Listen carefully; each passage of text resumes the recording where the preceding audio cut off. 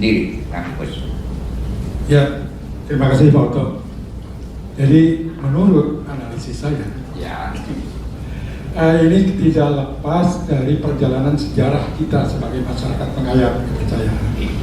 Dan ini juga tidak terlepas dari pola yang diterapkan kolonial dulu.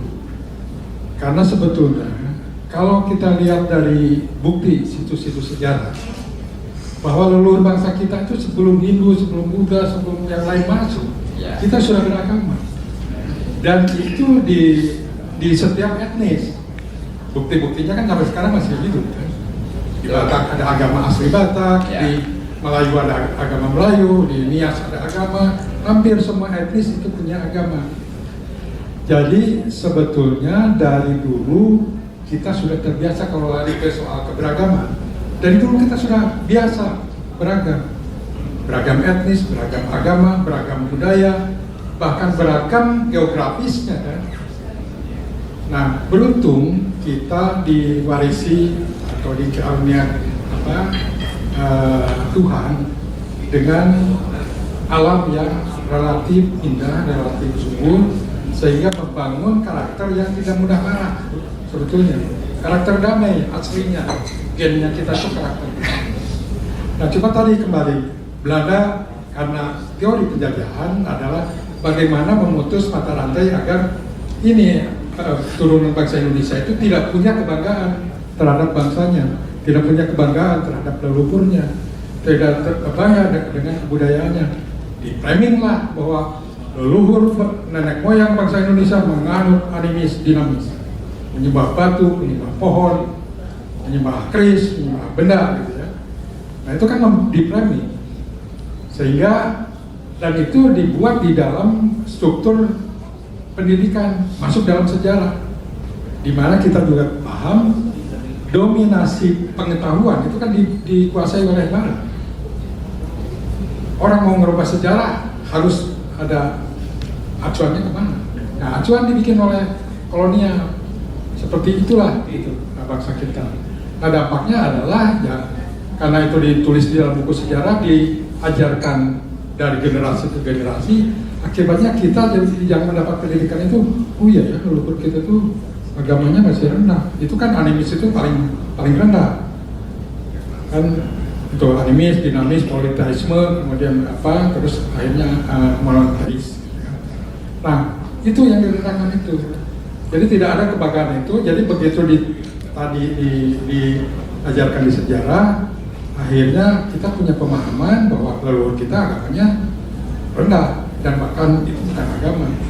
Sehingga begitu dia jadi pejabat, begitu dia jadi tokoh masyarakat, framing itu jalan terus, sehingga kalau ada masyarakat yang mengaku dirinya menganut ajaran leluhur, ya ini animis, sehingga dampaknya adalah tidak diakui sebagai agama kan itu. Dan itu zaman penjajahan juga sudah ada peraturan pemerintah kolonial misalnya dalam rangka menghilangkan ya, bahwa di luar Hindu, di luar Katolik, Kristen, kawin harus lewat Islam. Itu sudah tahun 1897 kalau tidak salah itu pemerintah kolonial mengeluarkan surat itu. Nah itu framing untuk menjalankan itu. Nah kemudian tadi kembali bahwa setelah itu terframing bahwa kita itu bukan agama, terframing bahwa kita itu masih rendah, akhirnya ada pemaksaan agama. Kemudian ada beberapa kejadian, ada DITI, ada peristiwa komunis yang makin menerpurukan kita. Nah, akibatnya makin rendah, makin terpuruk, dan kebijakan-kebijakan negara tidak berpihak ke kita. Nah, kita berjuang terus kan untuk mengembalikan supaya kita mempunyai martabat yang sama. Karena kalau dilihat dari sejarah, kita kembali ke sejarah, kita dulu sudah pernah mencapai puncak kebesaran sebagai negara, sebagai bangsa yang bermartabat. Nah itu perjuangan inilah yang kita terus perjuangkan, walaupun dengan susah payah kan akhirnya setahap demi setahap.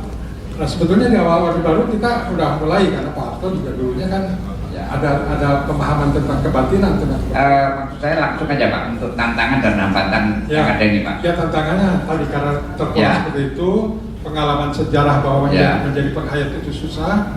Nah, sama seperti yang mungkin dialami oleh teman kita dari Konghucu kan, begitu udah masuk agama untuk balik agak susah. Gitu. Ya. Karena tadi mempertanyakan kalau nanti balik ke sini gimana? Apakah hak-hak itu akan kembali seutuhnya? Kan enggak. Nah, ada teman-teman penghayat di Jogja misalnya, kenapa ditanya kenapa tidak segera kembali ke penghayat? Iya, sekarang rejimnya lagi baik. Nanti kalau rejimnya berubah, nanti saya udah keburu ngerubah jadi penghayat, nanti ditandain ya ini orang nah kan masalah itu. Jadi itu tantangan ke depan ya, otomatis kita coba dan wajib semua pengurus di tingkat pusat, di tingkat daerah itu untuk membuka kesadaran, membuka kepercayaan diri dari masyarakat penghayat. Karena itu tadi dan salah satu yang kendala itu karena kalau di masyarakat Jawa ya, Jawa Tengah, khususnya Jawa Tengah, untuk merubah itu agak susah. Itu karena memang dulu itu sama kesultanan itu disentraliskan, disatukan. Ya nggak apa-apa, ininya Islam, tapi dalamnya adalah Jawa. Gitu. Nah itu, jadi udah terbiasa nyaman dengan model begitu. Begitu kita mau, yuk kita balik kampung, balik ke rumah, agak susah. Itu tantangannya. Hai. Jadi satu hal yang perlu ini adalah membuka semua hambatan-hambatan, semua faktor-faktor diskriminasi kita hilangkan sepenuhnya. Dan dengan demikian mungkin sedikit demi sedikit akan timbul warga kita yang sudahlah, ini kan sudah setara, nah, mungkin